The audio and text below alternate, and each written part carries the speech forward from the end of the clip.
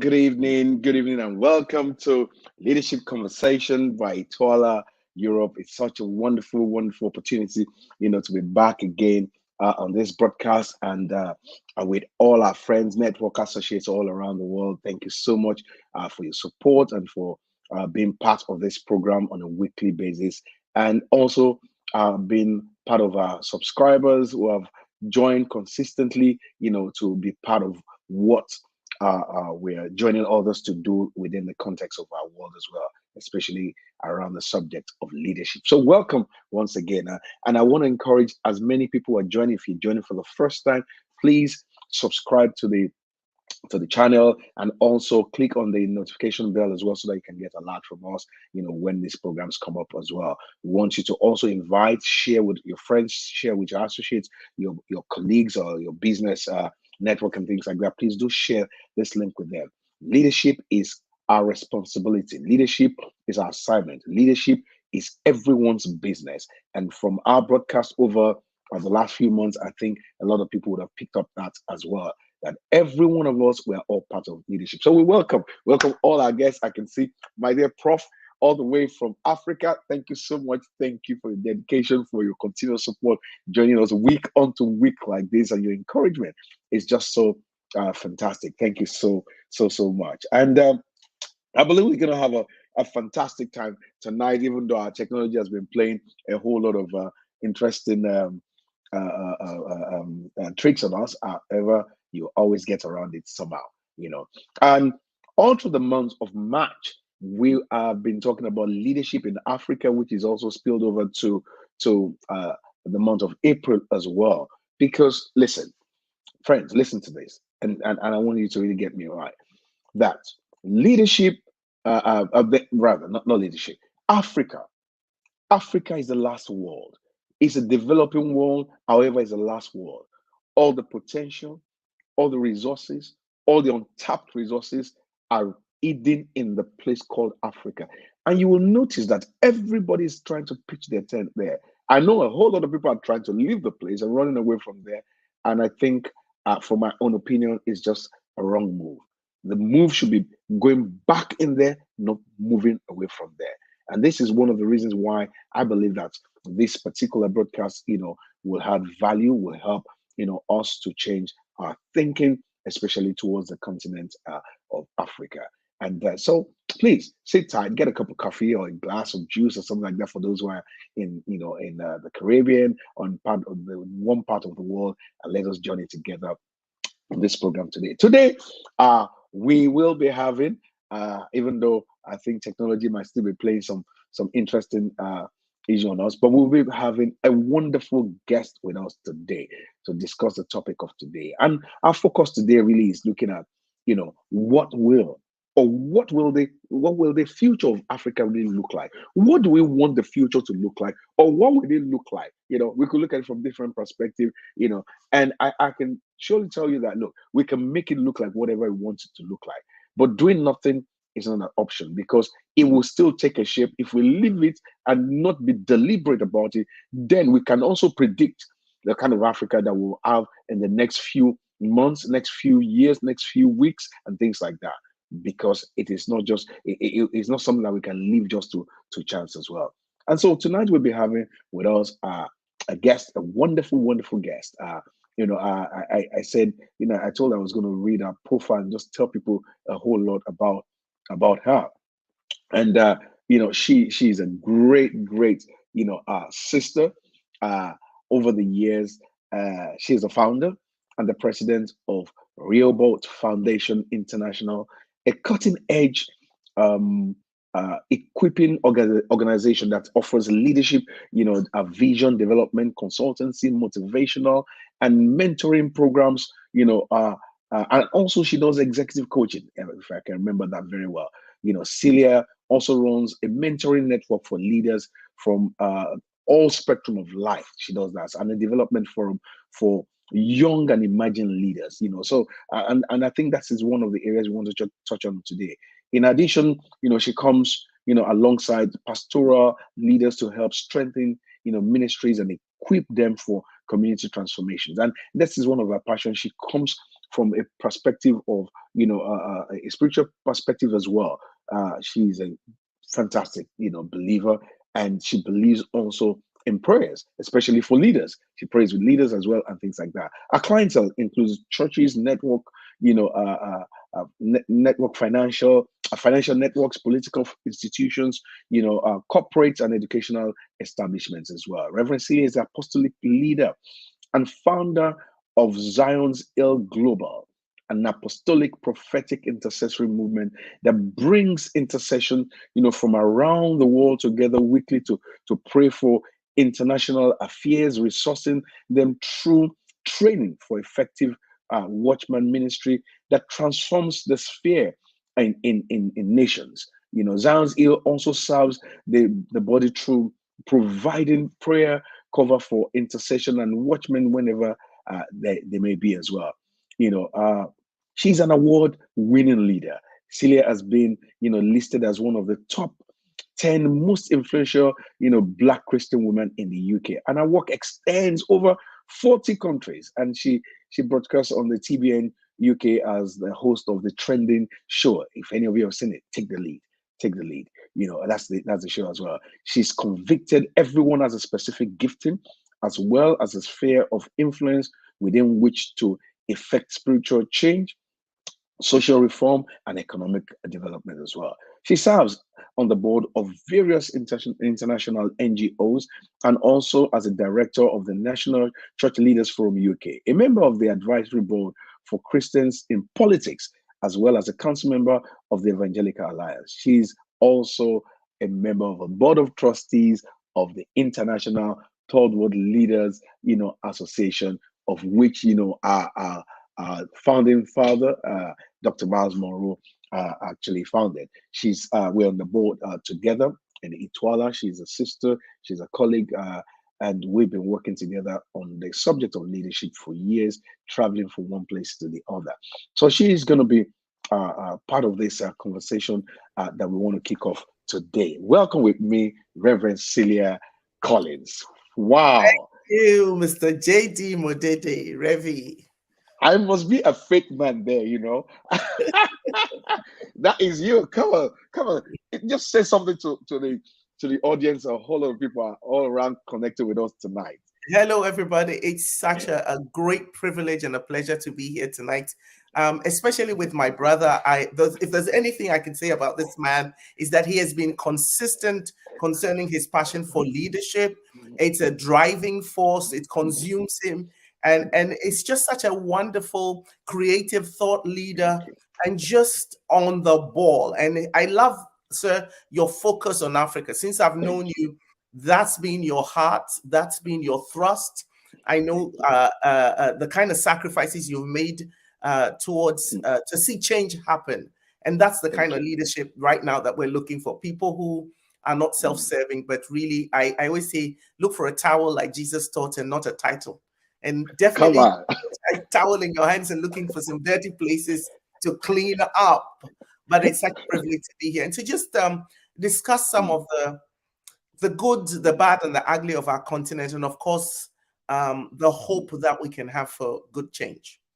That's correct. Thank you so much. Thank you. Well, as I was saying, I said Africa is the last world. If we get this wrong, it's going to be all wrong. It's going to fall over the place. And so every one of us need to contribute. And I know, your passion, I know you've been doing a whole lot of work also in Africa, and especially in Ghana and some other parts as well. Tell us a little bit about that passion that you have for Africa right now as well. Come on. Like you, I feel like, why not? I'm African. It can't be a mistake that I was born African and bred African. And of course, I see the potential that the continent holds. And with my little view, I can also see some of the challenges. And then I think that it's better to do something than to do nothing at all. And so my little contribution to its transformation is that we're dedicated to raising leaders. We have opportunity to deal with political leaders, financial leaders, CEOs in the public space. And if we can transform thinking, then we can transform action. And also we have invested in young and emerging leaders so that we can again start to produce leaders that are solution oriented very early. Why do we wait for people to get set in their thinking and ways before we start doing something? And so this is our contribution to the continent.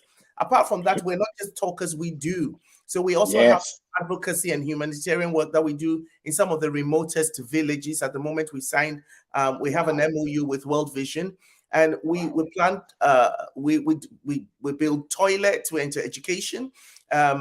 We provide boreholes for those who don't have clean drinking water. We work with communities, chiefs, and just for community development. And we also every month send health teams into villages, into the rural areas, so that they, especially our thrust has been children and the elderly. And because what's happened is there's been a mass migration from rural areas because there's no of a lack of money and sustainability. So all the young people have gone and the old people have been left to themselves. So we've dedicated our lives. We have a group of medics that go in every month, look after them concerning high blood pressure, and all of the ailments that has to do with eldership, old age, and village life, and all of those things. Yeah. Fantastic. Well, see, this is the difference. I'm telling you that if we can have pockets of this all over Africa, we can see, Africa imagine. Actually, I came up with a concept some time ago, and I'm still scratching on it. It's called Africa Imagine, and it requires everyone really getting their hands dirty for us to come out of that place that we are. And takes me to our focus today. I know that you're driving all this to somewhere. Look. I said it already. What kind of Africa are we looking to getting soon? Now, I don't want to even use the word future anymore because that future, like, the future's there. Yeah. So what kind of Africa? And this is a leadership question. You and I, we talk about this continually. What kind of Africa? Is it the Africa that the Chinese man has decided to give to us? Or the kind of Africa that is going to be really African, that's going to attract people to know us as African? Oh, what kind of picture are we looking at here? And this, all of us, we got to understand this, because if we don't know, then we don't know what we're going to do. So give us some tips. What do you think? Well, you know what? The thing about the world that we live in right now is that there's almost a level playing ground. There have been so many seismic changes that now it's an opportunist world. Where we've seen global masters on their knees. Whether it's small business or industry, everybody has, it's not a playing field, but everybody has a chance to do something with their life. And I think if Africa doesn't wake up now, and just like you said, now or never. Africa doesn't wake up. Yes. That means we're sleeping at the moment. Well, definitely. We're not just sleeping. We're on comatose right now. And one of the things is, I just quickly want to add this. The longer we rely on our political systems to bring us out, the longer we will die quicker. The longer we rely on our political what? Systems, because all of our energy, all of our resources, as though politics could solve our problem. Politics is not our problem. Governance is. Yes, that's true. And there's a difference between politics and governance. Two different things, yes. Politics is about voting and coming up with parties and all of those things. And it's about elections. But the ultimate aim of all politics is governance. Unfortunately, we put all our energy into the politics and forget about the governance, because governance has to do with management. It has to do with stewardship. It has to do with visionary leadership that decides the perimeters in which the future will emerge. Let me interrupt you a little bit. The thing is that, and I see this all the time, especially within government circles, that they never really stop the politicking.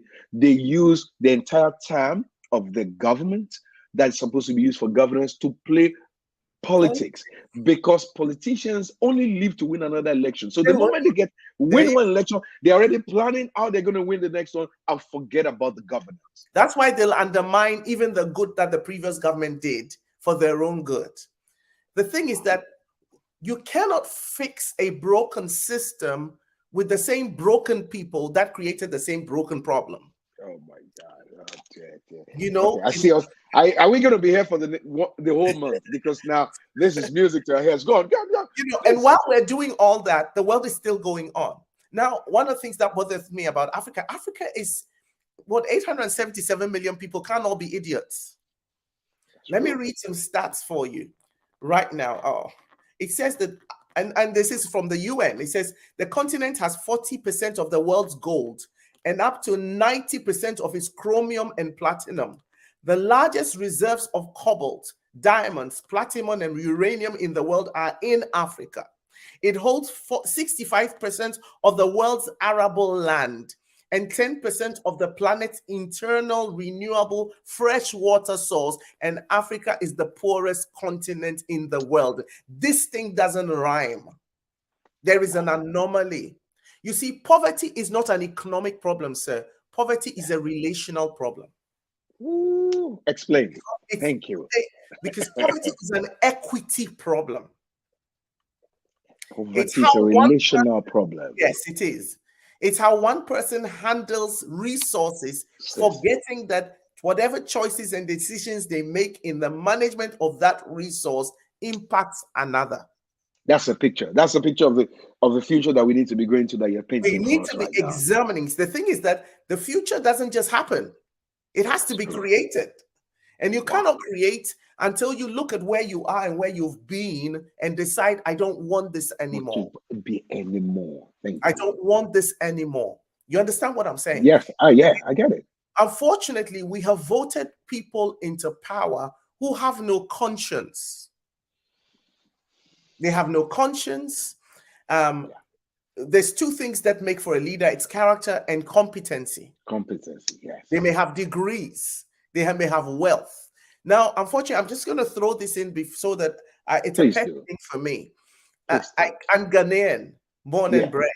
Yeah. And I have seen Ghana coming to wealth.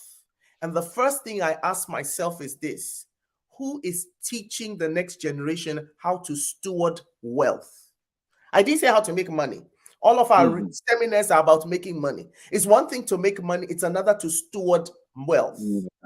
Thank you. When you steward, you have a servant's attitude. When you steward, you understand this doesn't belong to me personally. When you steward, there's accountability. When you steward, there's transparency. All of the things that are missing from our governance and our politics. And please, I'm not just talking about our politicians. Who is preparing our leaders to be CEOs of our banks? That's right. Of industry, of our public services. Let me interrupt you. Let me share this with you. Let me share this with you. I see in Africa, and I don't know, maybe you share some light in it. I see in Africa today, all the projects we do in Africa, we are foreigners building everything, and we keep on sending our sons and daughters to universities in Africa. And I'm wondering exactly, what do they do after those universities if everything, all the roads we build are built by Chinese and all this, different people from all over the place, and we send students in Africa to do civil engineering, and they don't build any roads? Please explain. It's because the thing about poverty is this: poverty thinks only of the next meal. Oh, good. Thank you. See, it's a catch-22 situation. When I'm poor, I think about survival, and I become selfish. God. So what's happened is governments are operating on survival. Remember, those who do not think of the future cannot have one. That's true.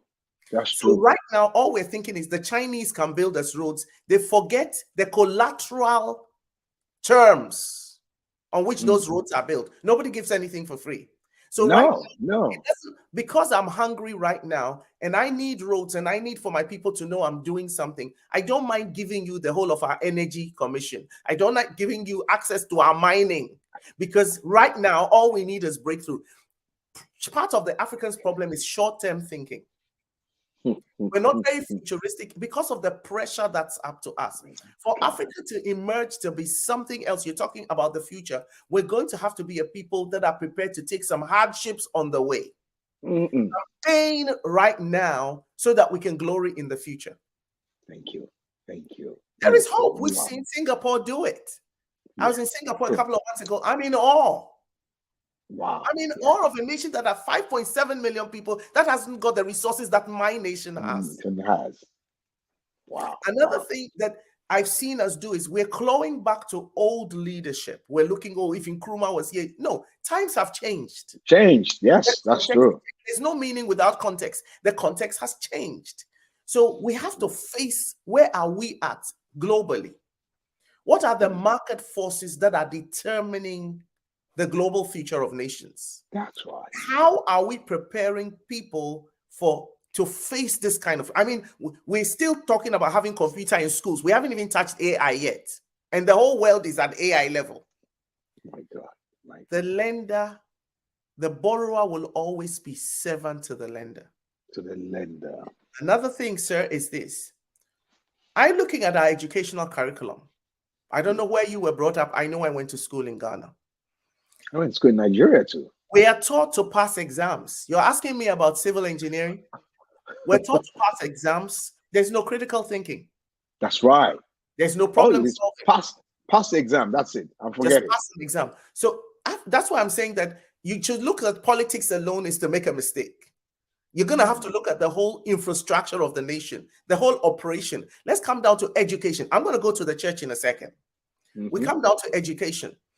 Civic education needs to be introduced as a big thing. Public leadership, preparing people for public leadership has to be a big thing. Come down, I'm going to come to critical thinking. I know I was speaking to someone the other day. He said when he was at uni, he was doing arts, fine art. I think there was a concept he preferred on an exam paper, and his lecturer marked it wrong. This is not what I taught you. Why must I stay with what I was taught? I'm not allowed to think outside the box when we live in a context right now, in a reality where everybody is thinking creatively and innovatively. We schooled ourselves to be dependent on other people supplying for us. You see, leader is as leader thinks. If we're not taught to think critically, to problem solve. But sir, our problems are deep. I'm coming into our traditional culture, okay? Do you know that when you have a driver or a servant, his job is to tell you what is wrong? You never listen to his solutions. No, they don't. Because we don't think people other than those who hold the post have the solutions. So our whole, the way we operate, our whole culture sometimes can sabotage our future. Yes. Let me come down to the church. Because I know come on. Please do. At least in sub-Saharan Africa, the church is a powerful influence. I come from a nation that professed to be 71% Christian. The church is a powerful influence that has gotten into bed with politics, but we'll leave that. I don't want that honestness out yet. So we're powerful, and I'm looking at our discipleship programs that do not include leadership development, our discipleship programs that do not include civic education, public service. But that's a kingdom thing. It is. That's definitely Bible. Yes. So our whole liturgy is down to lifting up our hands, singing, dancing, and praying. That's part of the problem. Because now I take, as a leader out there or as a public servant or whatever I'm doing in my community, I have no conscience concerning community. I go to church, I pray, and I expect God to fix it, not understand God will fix it through me. Right. I don't see why churches cannot advertise on road accidents and road traffic and protocols and observing laws. Yes. Teach on laws. You know, there was a time of teaching on laws for a whole year. Yeah. Teaching the people to be law-abiding. Yes. I did something with the Department of Vehicle Licensing Association or department in Ghana, and the whole of the executive team, except the CEO and the deputy CEO. And one of my research came up with 65% of road traffic accident fatalities are pedestrians, not even people in the car. That means somebody is giving people licenses that don't know how to drive. Somebody is allowing non-roadworthy cars on the road. So what I'm trying to say is this: it's not just about governance and the people sitting there, but all of these people that take off these licenses, they go to church.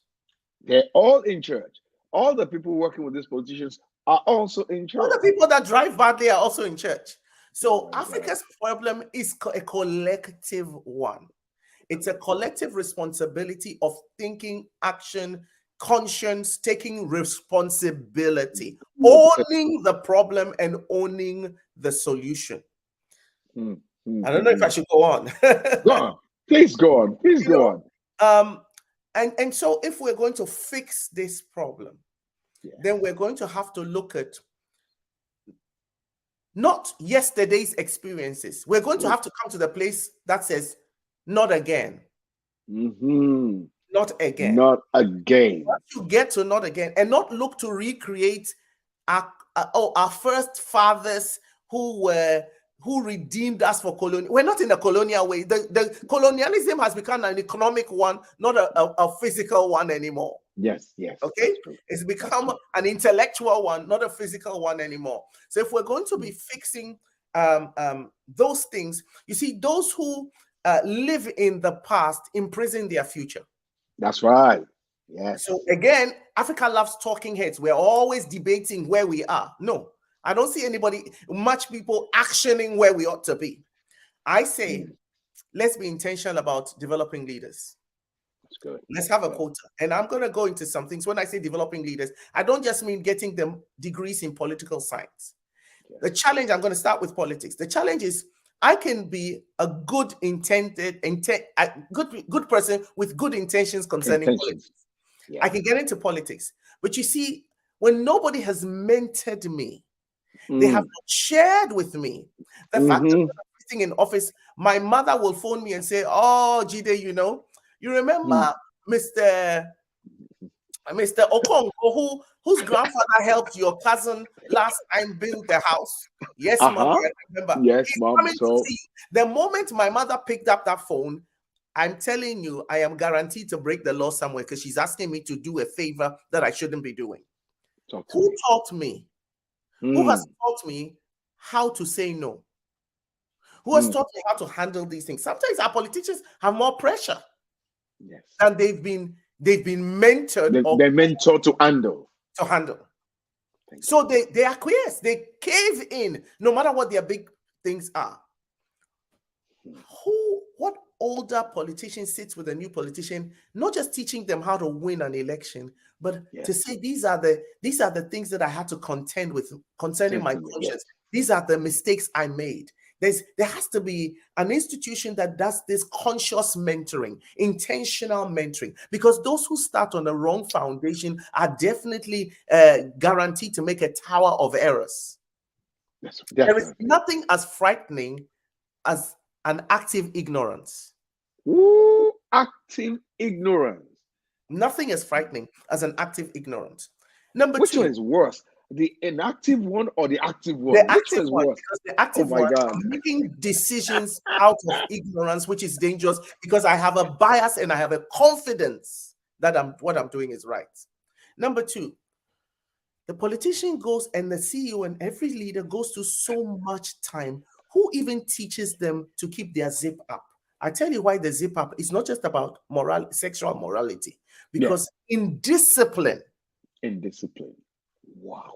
Affects everything. If I cannot keep my zip up, I cannot keep my hands off the money. True. I cannot keep myself. Do you understand what I'm saying? Who sits with people? I think about family. I think about politicians who go on the road, because this all adds up. Politicians who go on the road and they leave their children. They leave their family. They are constantly on the road. They're constantly out there in the public face. Nobody is looking after their children. Nobody's looking after families. I'm just saying this the whole thing. It's got to be looked at holistically. There's a domino effect on everything. It's not just about I don't just got there to be a politician and then I'm a warped one and then only the decisions I make in the office. There's a domino effect on every single thing. You know, I know this is not particularly a Christian show, but there's a reason why God told us in Deuteronomy 17, when you're choosing, electing a public office leader, this is the criteria. He must not gather this, he must be a brother. How many people can truly say we know the politician beyond what they put out in their manifesto? How many of us even look at the manifesto? But let me come to your question also is, how can we all make a difference? How many people vote? The last time Nigeria had a vote, I looked. Tell me. And it says 27%. Yes, it's that bad. That is terrible. Yes, because if I don't put my pen to vote, I'm allowing more of the same to happen. Yes. At least let it be a protest vote. Which is why when you said we all have gone to sleep, it's a very profound statement. The entire nation or the country is sleeping, and we just let a few people who do not know what they're doing just take over and make decisions for our destinies.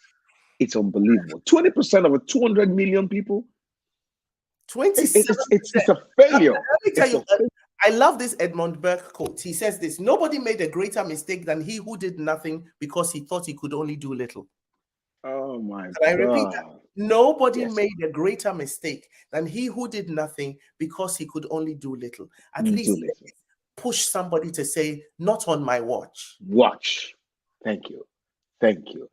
Doing nothing is not an option for us right now, especially if we want to really change the narrative of our continent. Doing nothing from a family level down to our communities, down to our business organizations, down to wherever we are. Our church, don't forget. Yes, down to our churches. Everyone needs to be hands on deck right now, raising leaders. What you said today.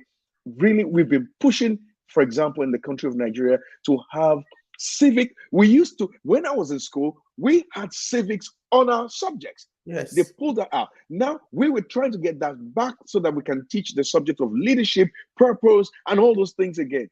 Look, people go to university right now, they don't have a clue of what the purpose, they don't have no sense of purpose of what life holds for them. So you see, it starts early. It starts early. What is in a man's heart and is his mind is actually affected through his hands. Yes. So if you don't change my heart and my mind very early, the Jesuits say this: give me a boy till he's 6 and I'll give you a man.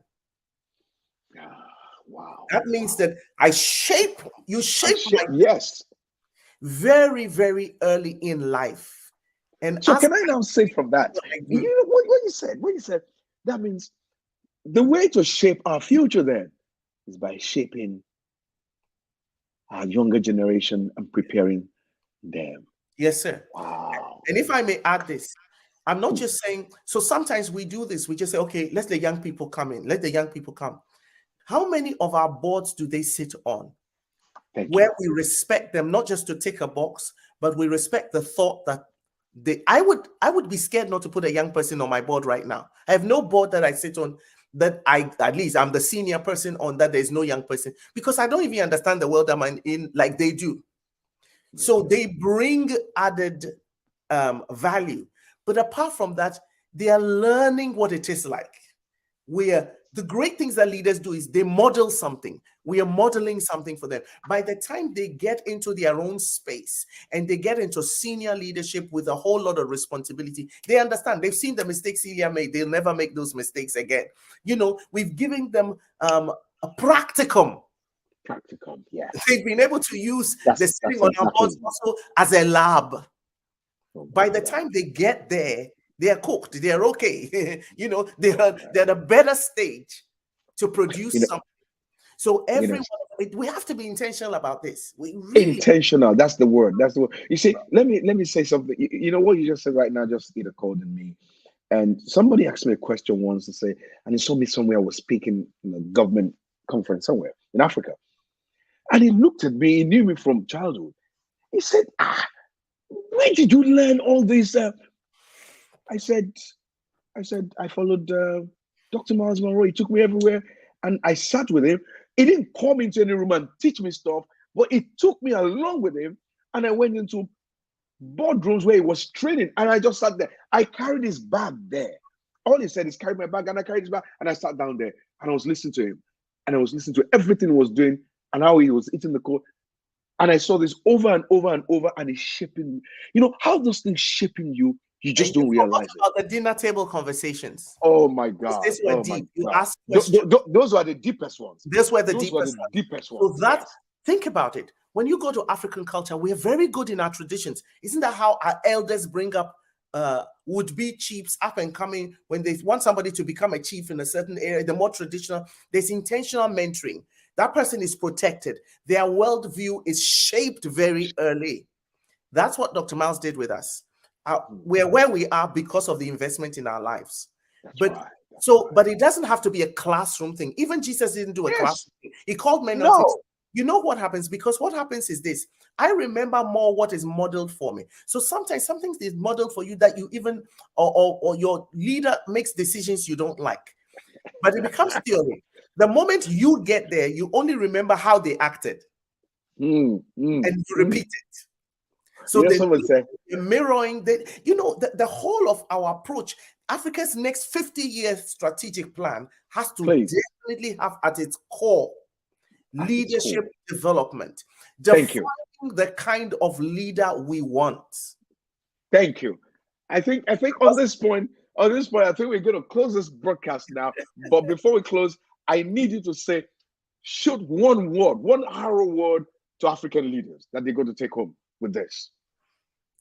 African leaders determine the parameters in which the future emerges. We blame Say you. that again. Leaders, Say it again. Leaders determine the parameters within which the future emerges.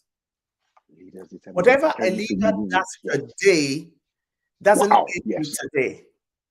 The harvest is going to be tomorrow. Tomorrow. Wow. We are where we are tomorrow because of who led us yesterday. I hope it's on your conscience. My God. Oh my God. Because actually, leadership is an effect. It is not a title. It's what you produce that speaks about your leadership. So I want to appeal to you. I know you have a good intention. What legacy do you want to leave? Oh God. Great leaders never leave anything as they found them. They always leave it better. Yes. Do your best now. Think about the future. Don't think about now. And definitely don't think about your belly. And definitely tell China to shove off. Thank you. Thank you. We can maximize something with what we've got. On this note, I must say, sister, my God, this is an arrow indeed that you shot out there today. And I'm going to encourage everyone that's joined us on this broadcast today. Please share this broadcast with as many people, especially those within leadership positions. Also share with upcoming leaders as well. And let's listen to this over and over and over. And you and I will find out that we all have a role to play in shaping the future of our continent, especially, and all the developing nations as well. We all have a role to play there. There quite a lot of things has been deployed out in this session today, and I want to say big thank you to Reverend Celia Collins. Wow, we definitely want you back. I know your schedule is. I've been on a case. You know how long I've been chasing her. They're like gold dust these days, man. But I'm going to be on your trail. It's my I know that everyone wants you back, and really, Africa is not done yet. We need this kind of sessions amongst many other people that are doing. They literally say, look, don't just say, well, the little that you're doing, it's a little we're doing here, but that little amounts to much more when we add it to what others are doing there. I have a whole lot of all our partners, all our colleagues, all our trustees on there. I can see Dr. April Ripley. Thank you so much. I can see people from Nigeria, from the Bahamas, from America. Everybody's online tonight, to be part of this. Thank you all so much. Please let's also listen to this broadcast again and over and share with others, and especially people that they're making certain decisions right now. Some people have just got into office after an election. We don't want them to remain politicians. We want them to transit into leadership from this moment. Thank you so much. I look forward to having you. Dr. Pat Morgan, oh my God. Wow. It's a full house. We got a full house tonight. We got a full house tonight. Leaders. Great. Yeah. Thank you so much. Thank you for the great work you're doing. Please keep it up. Somebody is gonna remember. You may think that you're dropping little seeds, but as an African proverb says, you're able to count how many seeds there are in a melon, but not how many melons there are in a seed. You've sowed seeds out there, but there's going to be a great harvest, because all we need is for somebody to trigger something in our thinking and our thought life. Thank you. Fantastic. Very resilient. Thank you so much. And it's going to be same time next week, same time, same channel on ITWLA Europe Leadership Conversation. Please join with us, 9 p.m. UK time as well. And you might be thinking, who are these people? ITWLA. Just watch this and you know who we are. Thank you. Hi, my name is Miles Monroe Jr., and I'm the chairman of the board for the International Third World Leaders Association. Our organization was birthed to respond to and address the critical need for quality, effective leadership development and training in the emerging developing nations. Our vision is to establish a global network of leaders from every discipline, committed to the highest standards of excellence in leadership training, personal development, mutual accountability, and fraternal support, implementing relevant and innovative leadership philosophy based on time-tested precepts, principles, and values. Our mission is to influence the destiny of developing third world nations through leadership training, personal development, supportive relationships, and global networking. Our purpose is to provide transformational solutions in response to the dynamic leadership needs of the emerging third world developing nations. Our goal is to cultivate leadership commitment to produce leaders dedicated to the empowerment of their people, the progressive well-being of their citizens, and the betterment of their nation. The strategic approach captured in the slogan coined by our founder, Dr. Miles Monroe, was transforming followers into leaders and leaders into agents of change. Our focus is national development through transformational leadership, transforming nations, communities from the inside out. Join us in ushering in this new era of our organization. We are tasked with carrying this vision forward, and we are devoted to ensuring that we leave an unwavering legacy. The organization that produces effective leaders with global reach and influence.